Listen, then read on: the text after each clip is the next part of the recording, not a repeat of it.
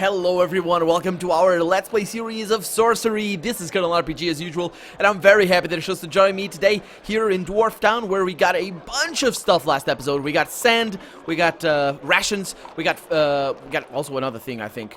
What did we have? We now have the silver chain, we have leather gauntlets. We don't really know what they do, but I have that, I could drop them. We got also a lot of Bleamberry juice, but that's one of the... We got sand, that's the one, and beeswax, that's the thing that I was forgetting. Yes, we got a lot of things ready. Let's continue, and well, let's explore this. This is all new stuff. We didn't see it the first time around, and we're gonna see it now. We follow the road up a gentle rise towards a building with a large domed roof. All the various alleys seem to converge on it, and it is thronged with people. From here, it seems that there is no way around. Okay, let's approach the building. We have been here before, didn't we? Hopefully we have the things that are required for us to go in there. The road becomes narrower as the slum dwellings either side become more built up.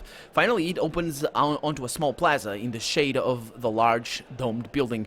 It is some kind of sprawling covered market. Looking left and right, you see several other roads entering the building through different archways. A group of serpent heads are just passing by. Serpent heads? What the hell is that? Serpent heads? These guys are, Korga, no, they might be Korga worshippers, but they might be actually loyalists to the guy from that house down there.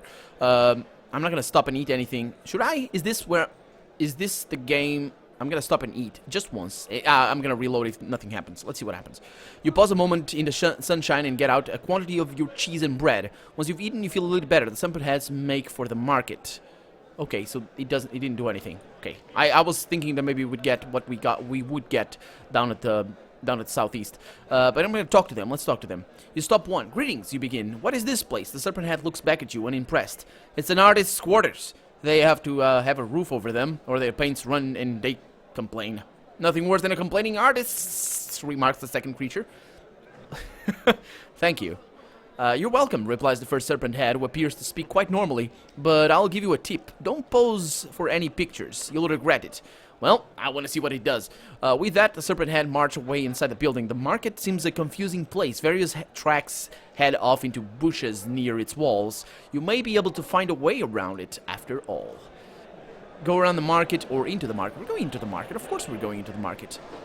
If nothing interesting over here happens, we're just gonna go around.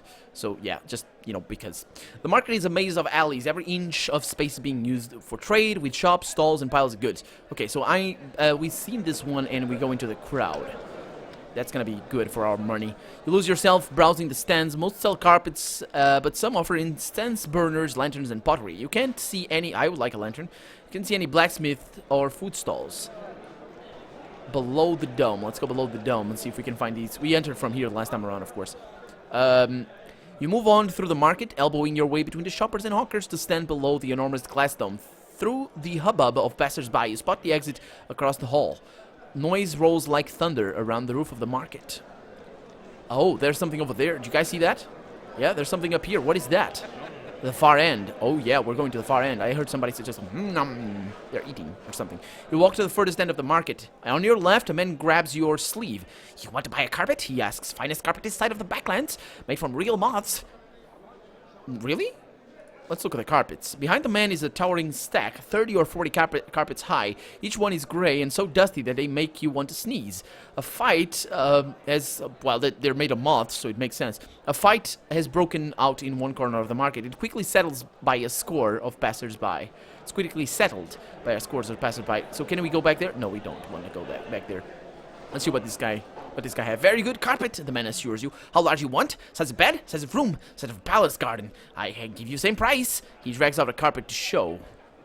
Let's look at the carpet. The carpet he is demonstrating to you seems to be made from about 100,000 moth wings, stitched carefully together. The color is a dim gray. How about this? He hauls the first carpet to the door, then heaves out another. The rugs aren't light, and he huffs and puffs as he moves them around. Show me your very best carpet. Certainly, he nods enthusiastically. Here is one made of the finest buzz moth. You have this, the second carpet up on top of the first and pulls out a third. Something rolls out from under this last carpet and onto the floor. Let's look at the thing. Of course we're going to look at the thing. You are distracted by the movement, but he's miserable But he... Well, no, sorry. You are distracted by the movement, but he misreads it as a shake of your head. Whatever it was rolls under the edge of one of the other carpets. Perhaps something more expensive for your lady? He stacks a third carpet on the fourth by the door and pulls out a fifth. Let's look under the carpets. You stoop down and feel under the edge of the stack of carpets and find a pair of nose plugs. Oh, this might be good. The carpet shop is so dusty that you can see why the salesman would need several pairs. And that's what rolled, right? Something rolls out from under the carpet and the last carpet onto the floor. Okay. Okay. Nose plug. The carpet shop is so dusty that you can see why the salesman would need several pairs. Something is a bit narrower and yes, more green. He switches the carpets over. This one has zigzag. Finest carpet always have zigzag. Why would I want to cast a spell? What? Okay. So we got my favorite one, a fireball. Right. I kind of want to see what it does. Create wind. I need a gale horn. I have no idea what... I need beans. That's what I need. Lamest joke ever. That's Huff. Okay, that's the one I was doing. What about Yob? Yob, what is Yob for? Summon a giant. I have a giant's tooth. That's right. I had a giant's tooth from the previous game. I think. From the first game. So we got Nif, which is create stench, but it requires a nose plug. Oh, I'm gonna cast it. You cast the spell, filling the low shop with a thick, noxious vapor, which would be stomach churning, except you stick in your nose plugs to avoid it. However, the carpet seller seems to completely unaffected. You are amazed until you notice he is wearing nose plugs himself, presumably against the dust. Perhaps something with a thicker pile? The stack of carpets by the doorway is growing quite tall now. I want to see what the fireball does, but we'll see how it does. Let's see. So we got the Huff. What was the no? And I got Tell, which is to read minds, right? Yeah, read minds. Don't need that. I need a sculpt cap for that. I think I need to get that in the first game, in the very first city. So yeah, not really anything I have. And that's the Nif that I got before. Nif. What is that supposed to mean? Let's go with a fireball, just for fun, guys. Just for fun, unless it's something amazing that happens, of course. You cast the spell, building a fireball in your palm, but you don't have time to decide what to do with it. As it turns out, that moth wings are extremely flammable, and this is no mere candle flame you are holding. Within seconds, the stack of carpets is on fire. The owner of the shop turns and flees, as do two gnomes who are hiding behind the pile of rugs. The shop collapses as the roof catches, and there is nothing you can do to stop the fire spreading. The crowd around is quickly stampeding at the flames as the flames take hold. The covered market begins to fill with smoke. Then you see daylight and race for it. Yeah, I'm not gonna do that. That was basically a jerk move. Why would I do that? But I'm gonna get the things though. Show me your very best carpet. I'm gonna go with that. And look at the carpet. Look at the thing. He says no. I wanna look under the carpets. And then this is the problem. I'm gonna say I'm gonna say I don't want the carpet, or I'm gonna say this, and I'm gonna say this. Let's well, actually, let's look at the carpet. What is that? This rug has been dyed a vivid red. It looks like something has been killed on it. Perhaps something with a thicker pile? What? The stack of carpets by the door is growing quite high. Yeah. What about this one? Next carpet is thicker than the last. It is made of furrier moths. This... Oh man, that's so nasty. This next carpet makes the slaves of Shield Maiden of Lumley... or was made by slaves of Shield Maidens of Lumley. Extremely rare, but when it appears... it looks much the same as the others. Yeah, the patterns are wonderful, you say. The man pauses a moment in surprise. Clearly, it is rare for a customer to say anything complimentary. Indeed, he answers. We employ our only most talented children with smallest fingers. No shape they cannot weave. No shape at all? No, you ask, entertained by the man's hyperbole. The man nods. None bar the mighty circle itself? Zaf, he be praised. Zaf, you mean? Why not a circle? The carpet maker looks surprised by the question. No one can weave a perfect circle. It is not possible. He smiles as he pulls out another carpet. You begin to realize he has completely blocked the door of the shop. At that moment, he whistles. Okay. Let's look around. You spin around to see two gnomes sitting on top of the carpet stack, holding a rug between them.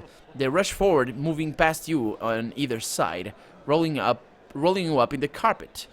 Oh, you're not going to cast a spell. You tried to cast a spell, but you cannot. Your hands are trapped by your sides, where you cannot move them. A moment later, the world overbalances. You have been hoisted up onto your captor's shoulders, and you are being carried out of the shop. I could pray for aid. Let's do that. You raise a prayer to the gorilla. For a moment, nothing happens. Then suddenly, the rugs fall. The rug falls. It's just a rug. One of the gnomes who captured you must have tripped. You begin to roll, the carpet unraveling. But by the time you are back on your feet, the two creatures have scattered. Passers-by are looking at you with some surprise. You shrug off their attention and walk away into the crowd. I think that guy was trying to get me to weave something for him. What exactly would have happened? I don't trust that guy. Let's get out of here. Okay, so the market seems to be endless, and we can go back here, unless there's something I missed.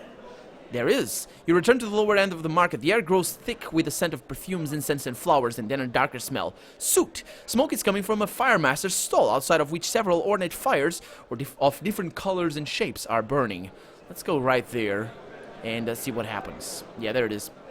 The firemaster's face is a patchwork of scars and scabs, and he smiles a ghastly smile. "Hello there," he groans. "I hope you're interested in fires." White, green, blue, and black fires burn side by side. Excuse the hiccup. Burn side by side in a row, like flowers in a window box. They are quite beautiful and almost hypnotic in the way they move. How do they work? "Ah, that's my secret," he says proudly. He glances meaningfully at the hut. "Show me." He gestures. "Be my guest." "Inside?" "Sure. Let's go on in." In the center of the firemaster's hut, a fierce fire is blazing away, threatening to engulf the entire room, but the flame is giving off remarkably little heat. You are not even breaking a sweat standing this close. I'll go closer. You take a few steps closer. From here, you notice that in the very heart of the fire, there is a wooden chest. The fire reminds you of the one in the grate of the large abandoned house in the you explored earlier. Let's look at the chest. The chest is closed, so you cannot see what it is inside, but it is clearly not burning, despite being made of wood. I am gonna reach for the chest. You reach out for the chest, testing the flames with your fingers. They really are cold, but still, to reach the chest, you would need to step inside the flame itself. And of course I'm gonna do that. Boldly, you step into the fire. Although the flames do not burn you, the fire begins to sizzle and spit as you enter. Perhaps this is a warning, as you see the firemaster appear at the doorway of the hut. Nope, I'm going for the chest. You quickly go for the chest. "Thief!" calls the firemaster. Have you no shame? Reaching into his cloak, he pulls something out, which he tosses into the heart of the fire. Suddenly, you are engulfed by an inferno. Jumping back, you beat at your clothing, wincing with every touch. You have been very badly burned. "Let that be a lesson," remarks the firemaster, going back inside. Go for the chest again. Determinedly, you reach again for the chest, but are forced to snatch back your hand. The fire is now scorching hot, and even being more close makes your scalded skin ache. The heat in the room quickly becomes too much for you to bear. You limp outside to where the firemaster sits, pointedly ignoring you. Wincing with every movement, you head back off into the market. No, I want to see what that is. I am sorry, but I want to see what that is. So, go closer. Cast a spell here. Okay, that's why I want to cast a spell. But, oh, a force field. Oh, resistance to magic. That's a good one. Protection from magic. Let's go with that one. You cast a spell about yourself. A veil of magic protection settles around your body. You will be safe now, assuming the flames truly are made of magic. Let's look at the chest. Chest is closed, so you cannot see what is inside. Reach for the chest. Yes, I'm gonna step in. Oh, there it is. Boldly, you step into the fire. You feel nothing, and there is no change as you walk into the center of the blaze to the chest. Presumably, your spell is keeping you safe. Huh, but I think the guy outside didn't see anything. You flip it open and reveal 10 gold pieces and a candle made of solid beeswax. Take everything, of course. You empty the chest into your pack, closing the lid. Then you are done to hide your crime. When you are done to hide your crime. From outside, you hear the firemaster's calls. "Well, what do you make of it?" "Very impressive," you say as you leave the hut. The firemaster nods and smiles, clearly hoping you will buy one of his lesser wares. Okay, so I could buy a small flame. Why would I want this, though? The fire in the abandoned house. Is this the same sort of magic? Buy a small flame. Let's see. Oh, crap! Hold on, how much for a small flame? 8 gold pieces, the man says. From the look of you, I'd say you want a flame that burns on pure danger. He pulls a little box from a bag by his feet. It'll it'll light when you open it, he says, and catch on anything dangerous nearby, if danger there be. If I can, it will burn. If it can, it will burn whatever's threatening to you. Whatever's threatening you, clean away. Okay, so that's what that fire is. Because the magic protection didn't protect me. I thought it was gonna protect me from the fire, because I always thought it was a magical fire, but it didn't. It protected me from the sensing ability of the cold fire. And basically the guy outside didn't do anything, so he didn't throw the thing on the thing that made it burn. But it's... So it means that you need something. It's too expensive. You shake your head. A nice toy, you tell him, but I will save my gold for something more impressive. As you will. What about the fire in the abandoned house? Man shrugs. Perhaps. I'm not the only fire master in Carrie, but I am the best. A grand house, was it? Yeah. It was a grand house, if abandoned now. Ah, he nods. The house of Lord Theta, I would imagine. You trespassed if you went in there. You went blind, you know. So much for the 7th noble of Carey. He leaves as a beggar now. Yeah, we need to find this guy. I think we didn't. I think we ran away from him. This guy, we got him. Actually, we're close to where we got him. Give me back my eyes. That's what he asked. We know a little bit more about him. Man, that's really cool. What about the North Gate? Firemaster shrugs. I don't know much. None as I've ever heard of. Can you help? Okay, yeah. So what about the spell lines? I know about the spell lines, you tell him. I was told by a gnome. Good. Well, you'll need no help from the likes of me, he says cheerfully, unless you'll be wanting to know what the spell lines are. That might be harder. The nobles are all but disbanded. There's no council anymore, just an empty building and some guards. And what happened to them? No one knows how it started. There's those that say one of them tried to kill Sansa, the first noble. Others say he just thought as they were trying. What? Others say he just thought as they were trying. But now they've all gone to ground hidden. I told you a blind Titha already, for instance. Is there no way to find the spell lines? Probably, he says. Carrie is full of gods. Ask the god of malice. He has a priest near here. Ask. The other one, the fat one, the god of whatever he's god of. You have as much of a chance of getting something from them powers that be as you would getting a noble to talk, seeing as most nobles have had their tongues cut out already. At least gods stay in one place. And he folds his arms. Now, get on with you. There's real customers I've got to talk to. You nod. Excuse me, got a hiccup. And I got a, yeah, you know how to have a hiccup and strike back into the crowd of the market. That was a good one. We got a little bit of money and lose a little bit of stamina, but that was perfectly fine, perfectly acceptable. But more importantly, we learned a little bit more about the Titha dude. That was really, really good. The market stall smells of soot and spice. So we can't really do anything from here because we've been everywhere. Let's go over there. Oh, we have new stuff. Holy crap, we keep having new stuff. You return to the middle of the market below the dome. Looking to one side, you spot a small artist studio. A sign above it says, "Find yourself in here." The artist sits outside. You have a feeling there's something strange about him, but you cannot work out immediately what it is. Okay, well, let's go in there and let's get painted. Because, wait a minute. The paintings. The artist sits with several examples of his work on the floor scattered around him, but you quickly spot something uncanny as you get close. Despite the fine brushwork on his pictures, this man has no hands. Let's look at the paintings. You look over the portraits. He has done a series called The Nobles of Carey. You recognize the living corpse you fought on the street. It seems the gnome was right. That was the second noble after all. Oh. Oh. The second noble, huh? The pictures are detailed and very realistic. The artist, whatever his secret is, clearly quite talented. So how can I get the two parts of the spell? Because I imagine he had the spell. Did I screw up down there or something? I hope I didn't. Greetings. The artist nods in return. Would you like to buy a painting? They are all originals, I assure you. It does not seem possible. How does he hold the brush? The artist beams at you and adjusts his sitting position. So, the only thing I remember from the hands is the werewolves. That the guys threatened to bite my hands off, basically. So what happened to your hands? You notice the artist's smile slip, even ever so slightly. Someone did not like the pictures I drew of them, he replies. I think he saw a little too much truth in the image. Do you hold the brush with your mouth? No, nothing like that, the artist shakes his head. But to know my secret, you must step inside my hut. There's a painting I am working on, even as we speak. He points with his chin. Please. Sure, I wanted to buy a painting, but sure. Let's go. This guy is probably gonna kill me or something, but it's gonna be fine. Ooh.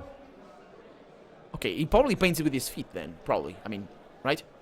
The walls of the hut are covered in sketches, and the floor is scattered with paint and ink. In the center of the room is an easel, and working furiously behind it is a floating brush, seemingly guided by an invisible hand. Oh, that's an interesting one. Let's watch the brush. The brush moves with hypnotic speed, darting in and out of different paint pots on the floor, and then whipping across the canvas. Whatever is being depicted, it seems the brush would like to finish as quickly as possible. Let's look at the canvas. You cross the room to look at the canvas. Your heart sinks. The brush is painting an image of you. Now that it has had a closer look, the brush begins to edit the picture, refining its impression of your features. I'm gonna die, but I want to see that happen. Wait for the brush to finish. You wait to see what the finished image will look like. The paintbrush works at furious speed until the painting is completed. It is not a bad likeness, but then the image on the canvas begins to move. Let's wait.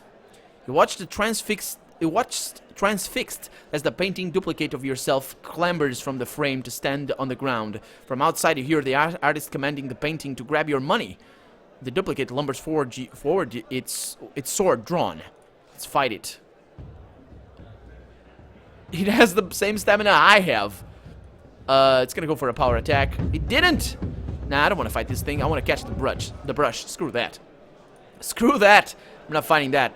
Are we good? Nope. I just clicked the wrong thing. Rewind right there. Yeah. Okay, let's... whoa, oh, it's in here. Okay.